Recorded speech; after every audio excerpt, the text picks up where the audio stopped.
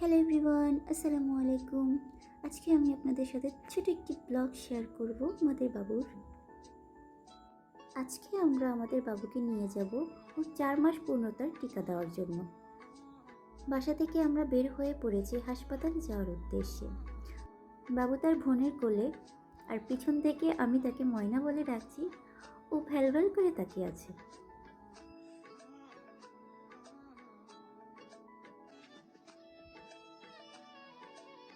পিছন থেকে আমি বাবুকে ডেকে বলছি, এ ময়না, তুমি কোথায় যাচ্ছ? আন্টিকে সাথে করে নিবে? আমার আপু সবার সামনে হাঁটছিল অটো ভাড়া করবে বলে। আমরাও পিছন পিছন যাচ্ছিলাম এবং আমি কিছুক্ষণ দাঁড়িয়ে পরিবেশটা উপভোগ করার চেষ্টা করতেছিলাম। খুব সুন্দর লাগছিল। দেখতে দেখতে আপু একটি অটো পেয়েও গেল, একটু দামাদামি করলো, করে ব্যাস আমরা এবার উঠে পড়লাম সবাই মিলে। এই যে বাবু, দেখো দেখো আন্টির দিকে তাকাও। অটোতে উঠে বসার পরে আমি বাবুকে বারবার বলতেছি, এ ময়না, তুমি কি খালামণিকে ভুলে গেছো? তুমি বাইরে ঘুরতে এসে কি খালামণিকে ভুলে গেছো? একটু হাসি দিচ্ছ না, একটু কথা বলতেছো না, আমার দিকে তাকাচ্ছ না। এদিকে আমার বোন ওর মাথার তেলগুলো বারবার মুছে দিচ্ছিল আর আম্মুকে বকতেছিল, বলতেছে মা কত তেল দিয়ে দিচ্ছে মাথায়। একটু বাইরে বেরোলে মনে এক অন্য ধরনের প্রশান্তি কাজ করে। এদিকে আমার বোন এখনও ছেলের তেল মুছেই যাচ্ছে। আমি বারবার ময়নাকে ডাকছি, ময়না একটু তাকাও, আন্টির দিকে একটু তাকাও, একটু হাসি দাও, আমার সাথে কি তুমি রাগ করছো?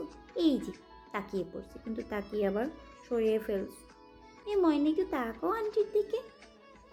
এমন করে কথা বলতেছিলাম, কিন্তু সে তো আমার দিকে তাকাচ্ছেই না, সে উপভোগ করছে।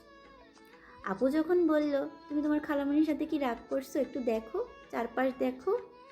আমাদের ময়না আজকে বেশ আনন্দিত, দিন পর ঘর থেকে বের হতে পেরে। কে আমাদের ময়নার বোন আমাকে বলতেছে, এই খালামণি আমাকে একটু ভিডিও করে দাও না। আমি আবার মজার ছলে বলে উঠলাম, একটু ভিডিও করে দিলে কিন্তু 50 টাকা দিবি। রাগ করে বলতেছে, থাক, তোমাকে দেওয়া লাগবে না। আমাদের অটোওয়ালা ভাই অটো চালাচ্ছে, খুব দ্রুতগামী, আবার অতটাও দ্রুতগামী না, তবে আমরা খুব মজা পাচ্ছি এবং এনজয় করতেছি। কী যে বাতাস, বলে বোঝানোর মতো না। আমরা প্রায় হাসপাতালের কাছাকাছি চলে এসেছি।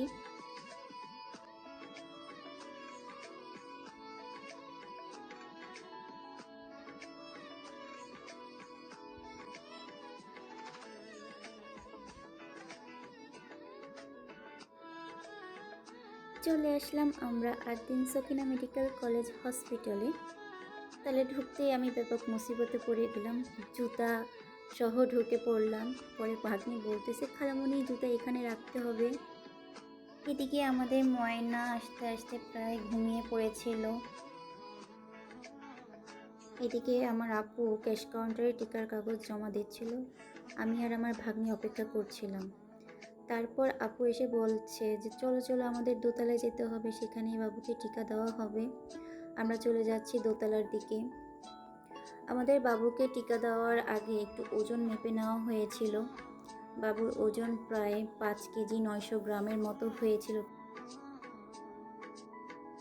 টিকা দেওয়ার পর আমাদের বাবু প্রচুর পরিমাণে কান্না করছিল, তখন ভিডিও করার কোনো সুযোগ হচ্ছিল না। এত পরিমাণ কান্না করছিল, কান্না থামানোই যাচ্ছিল না। ওর আম্মু বারবার কোলে নিয়ে তুলাচ্ছিল। বাবুকে হাসপাতালে কিছুক্ষণ রেখে কান্না থামিয়ে তারপর আবারও আমরা বাসায় যাওয়ার উদ্দেশ্যে রওনা হলাম। আমাদের বাবু বাইরের পরিবেশটা একটু বেশি পছন্দ করে, চারপাশটা আলো, গাছপালা, এগুলো দেখতে সে খুব বেশি ভালোবাসে। কিন্তু কিন্তু কিন্তু সে বাসায় গিয়ে সারা দিন সারা রাত আমাদের একটুও ঘুমাতে দেয়নি, প্রচুর পরিমাণ জ্বালাতন করেছে, কান্না করেছে। ওর নানু কিছুক্ষণ ওকে কোলে রেখেছে, ওর মা রেখেছে, ওর বোন, আমি রেখেছি, এত পরিমাণ বিরক্ত করেছে যা বলার মতো নয়। এর মধ্যে আমি আপনাদের ছোটোখাটো একটি সাজেস্ট করতে চাই। বর্তমানে বাংলাদেশে অনেক শিশু হাম রোগে আক্রান্ত, অনেক শিশু মারাও গিয়েছে।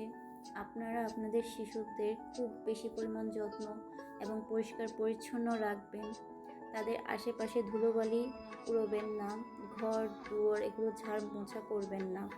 পাশাপাশি একটু ঠান্ডা একটু গরম অনেক সময় হয়, ঠান্ডা গরমে ঠান্ডা লেগে যায়, জ্বর সর্দি শুরু হয়ে যায়, যাতে কোনো রকমের নিউমোনিয়া না হতে পারে সেদিকে একটু লক্ষ্য রাখবেন। আপনি যদি আপনার বাচ্চাকে একটু ঠিক মতো যত্ন নেন, সব দিকে খেয়াল রাখেন, তাহলে আপনার বাচ্চা সুস্থ এবং স্বাভাবিক থাকবে। বাসায় যাওয়ার পর আমাদের বাবু একদম নীরব হয়ে গেছে, কোনো কথা নেই। অন্য সময় ময়না বলে ডাকলে একটু হাসে, একটু কথা বলে। বাসায় যাওয়ার পরে কোনো কথা নেই, শুধু ব্যালব্যাল করে তাকিয়ে আছে আর মুখ দিয়ে থুতু বের করতেছিল। আজকের মধ্যে এখানেই শেষ আমার এই মিনি ব্লগটা। আবারও কথা হবে, দেখা হবে আগামী ব্লগে। ভালো থাকবেন সবাই। আল্লাহ হাফিজ।